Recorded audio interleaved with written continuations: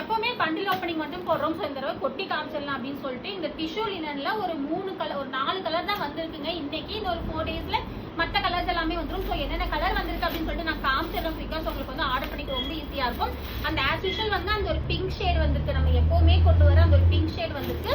Plus வந்து இந்த இடத்துல வந்து நான் ஒரு லைலாக் ஷேட் வந்து நான் வியர் பண்ணி இருந்திருப்பேன். ஸோ அந்த லைலாக் ஷேடுக்கு வந்து அவ்வளோ டிமாண்ட் போயிட்டு இப்போ அந்த லைலாக் ஷேடுமே வந்து ஒரு சூப்பர்பான மெட்டீரியல் பாருங்க. அவ்வளோ பொசுக்குன்னு இருக்கு சாரி.